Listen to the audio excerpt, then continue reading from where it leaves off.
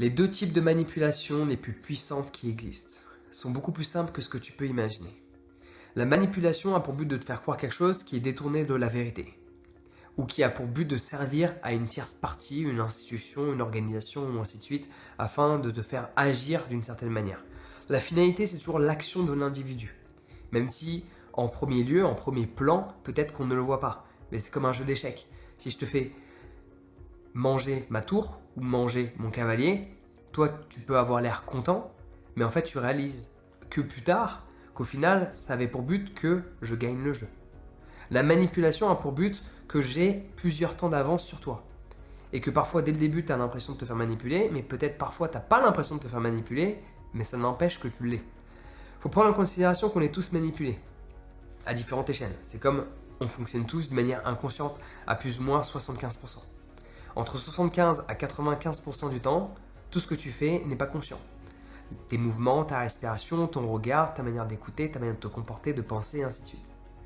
Mais on peut prévenir une manipulation à grande échelle.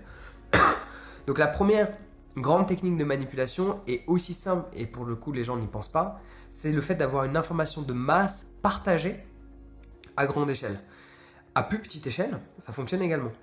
Il y a eu des études qui ont été faites où on met 5 individus dans une pièce, y compris toi. Il y a ce porte-monnaie, tu es convaincu qu'il est marron. Tu es sûr, à 1000%. Genre, tu crois en ce que tes yeux te montrent comme information. Il y a une lumière qui est transmise à ta rétine, et hop, tu détermines que ça, c'est marron. Mais les 4 personnes dans la pièce déterminent qu'il est noir. Alors évidemment, là, tu es dans une vidéo, tu te dis, ouais, mais jamais je dirais qu'il est noir. Mais cela n'est qu'une question de temps. En fonction du nombre d'heures, du nombre de jours, du nombre de semaines, du nombre de mois où on te laisse dans cette pièce avec ces personnes-là, ainsi que du nombre de personnes qu'on va faire venir, peut-être 4 autres personnes, puis 4 nouvelles. Et à chaque personne, chaque groupe qui vient, chaque personne nouvelle qui vient chaque jour de la semaine, te dit que ce porte-monnaie est noir, c'est qu'une question de temps avant que tu admettes et que tu crois au plus profond de toi que ce porte-monnaie est bel et bien noir. Donc la manipulation de masse, c'est de partager. Et la manipulation de base, une des plus puissantes, c'est de partager à grande échelle un discours qui forcément n'est pas la vérité, qui a pour but de te faire croire certaines choses afin de te faire accepter certaines actions, certains discours, mais toujours on en arrive à l'action parce que le but d'un discours est d'enclencher certaines actions, qu'elles soient individuelles ou massives à travers des individus, que ce soit celui qui partage le discours ou celui qui entend le discours, mais il y aura toujours une action qui va être enclenchée après. Ok ? Et de te faire croire un récit plutôt que la réalité.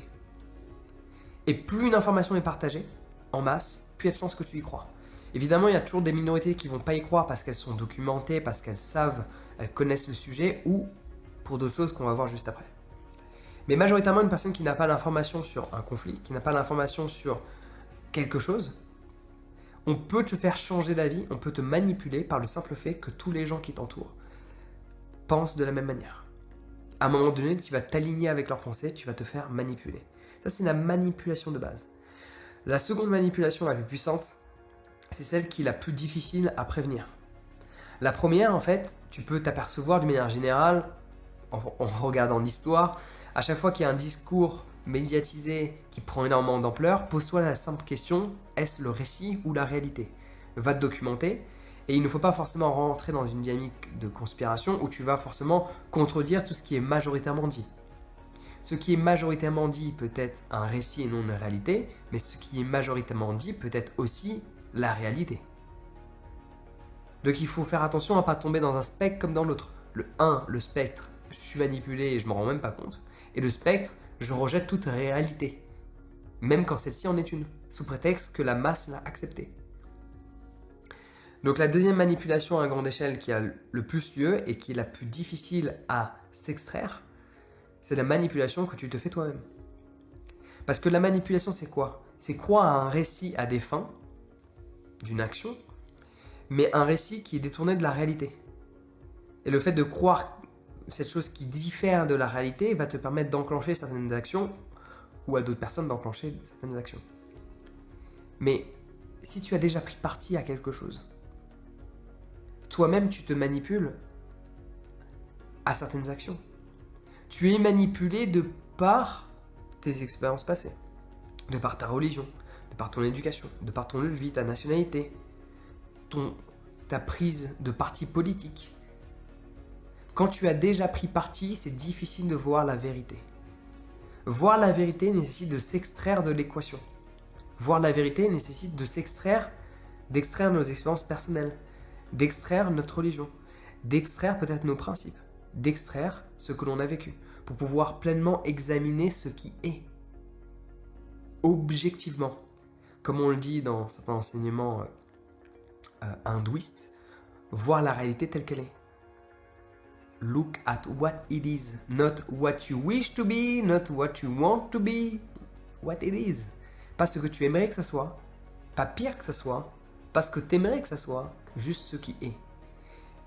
Et cette seconde manipulation est faite de par notre propre mental, et pour s'en défaire, il faut méditer.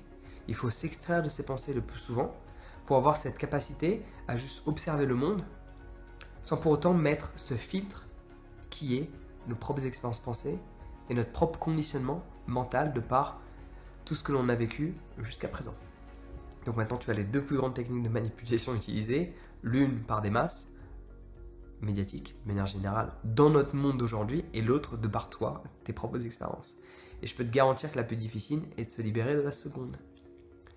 Les gens ont des avis biaisés de par qui ils sont. Et tu peux voir une personne qui se manipule elle-même à grande échelle, c'est une personne qui est ultra susceptible. C'est qu'elle a une idée préconçue et elle n'est plus capable de voir la réalité quand celle-ci ne matche pas avec l'idée qu'elle avait. Quand la réalité ne matche pas avec le récit qu'elle est déterminée de croire. Donc tu peux t'inscrire à ma formation sur la méditation pour éviter de te faire manipuler. C'est la meilleure des stratégies. Allez, ciao.